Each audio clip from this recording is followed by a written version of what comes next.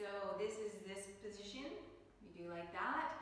And what's really interesting about this is that it is a preparation for putting the leg behind the head. So the most basic version of Marichyasana A, we could say it is a squat position. So if it's a real struggle for you, this squatting, then I really suggest that you do this a few times a day. So perhaps when you are on your phone, something like this, or when you're reading, or I don't know, whenever you can kind of put it into your life. You could eat like this, for example. And then otherwise, if we're going to do the Marichyasana A, you're going to have both legs straight out in front of you, and then lean back a little, so that when you lean back, you want to keep the back long as you lean back. So it's leaning back like this, not leaning back like that. To see the difference. This would be harmful eventually on the back, whereas this makes you elongate the spine as well as strengthen the lower abdominal muscles. So when you lean back a little, it gives you a little bit of, it gives you more space to move this hip joint. So that's why I suggest this. So you lean back a little, bend, we'll start with the right leg as we usually do. You bend the knee and you take your thumbs like this, and squish the back of the calf, because sometimes some people have really big calf muscles.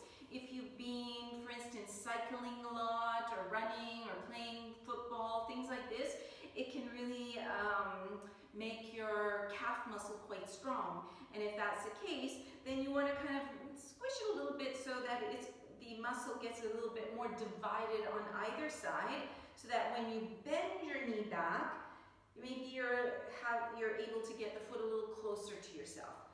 Okay, so I showed you the squat position. This would be level 1.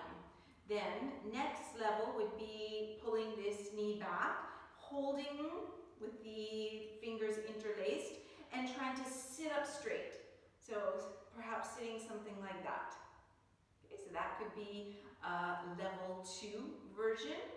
And then if you want to go a little further, in fact, if your body allows you to go a little further, then you can bring your left fingertips behind you and bring your right fingertips forward. So you wiggle your right fingertips a little bit forward, and as you do so, opening the chest, like you're lifting the chest up towards the ceiling. So somebody might be feeling like, okay, this is as far as I can go, and then that's fine. What you want to work on is see how this leg wants to just kind of hang out there, and the adductor, the inner thigh muscles don't want to work. So instead I'm going to use the adductor muscles and pull those close. Pull that knee close to me. Okay, so then maybe I can go a little further. A little bit further. So once we start going further, you may notice that the right sitting bone starts to elevate from the floor. So this, there's a lot of controversy whether both sitting bones stay down, whether the right one is completely off the floor or not. I kind of like to find that middle path so that the sitting bone, it isn't glued down to the floor, but at the same time, I'm not just allowing it to go wherever it goes, you know, raising as far from the floor as it wants. So instead, I feel like I'm bringing the two sitting bones towards one another, the pubic bone and the tailbone towards one another, so that you have these four corners. They're like the four corners of Mula Bandha. It's like a diamond shape at the pelvic floor. And so these are coming towards each other to firm in the pelvic floor, which then firms in the lowest part of the abdominals. Okay, so you want to wiggle your right fingertips forward, and then to bring that right arm out to the side. So I'm just bringing it out to the side like this with the arms straight to start with. And notice that the right knee wants to push into that arm and bring the shoulder up towards the ear. But I'm not going to allow that to happen because I'm strong. I'm going to push my arm back. Feel like I'm anchoring. You can try to bring your left hand under the right arm, get your right shoulder blade, and then anchor that shoulder blade forward, like onto the back. So do this, and then take your hand and get the right sitting bone and feel the skin of the sitting bone coming forward. So forward, two sitting bones towards one another. And so when you do this, you'll feel like you have a little bit more space at the front of the hip bone here. And this is really important, especially for those who've been practicing dynamic styles of yoga for a long time. Sometimes people complain that there's this kind of pinching feeling here, or they get this kind of sore feeling right in the front of the hip here. Because I think one of the reasons is that the femur bone and the pelvic bones are coming too close together and they're kind of pinching the tendons in this area. So we don't want that to happen. So to avoid that, it's like the top of the thigh moves forward this way. The sitting bone skin moves forward and towards the other sitting bone. So starting again, my arm is out to the side, my sitting bone skin is forward, I don't feel any pinching in the hip joint, and my arms are straight for the moment. And as I push into that right leg, I can open the chest. And then if you bend your elbows like this, and I call this spider hands, so you bring just the fingertips on the floor, and you push that leg, and you kind of drag your hands back without them moving. And as you do so, it helps to open the chest and get a little more length in the spine. And then you'll notice the knee is pushing back, which is what you need to be able to put the leg behind the head, right? You need that knee to go back. If I'm doing Marichyasana A and I'm allowing my knee to just collapse forward, I'm not going to get the opening to be able to do Supta Kurmasana.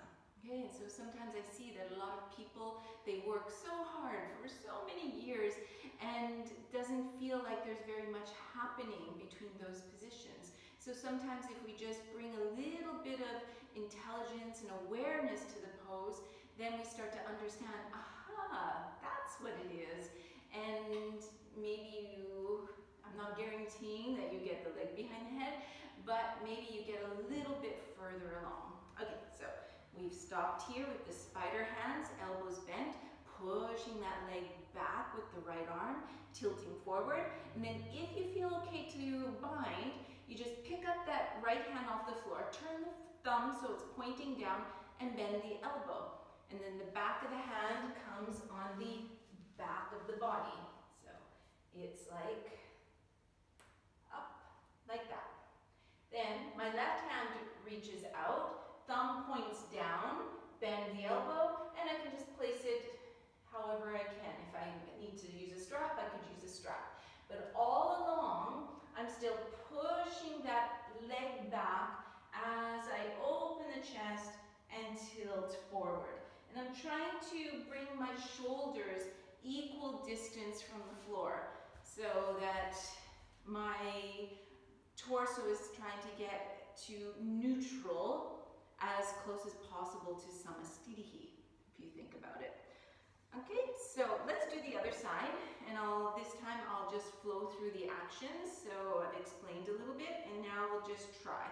So lean back, belly in, back long, start to bend the left knee, press the back of the calf, and then pull that foot close to you. Try to keep some space between your leg and your foot. Start to lean forward. You could hold here and lengthen, or lean a little bit further forward, right hand beside you, left fingertips forward. Wiggle forward, and then squeeze that leg to the side body. Bring your left arm out to the side, and then push that arm into the shin.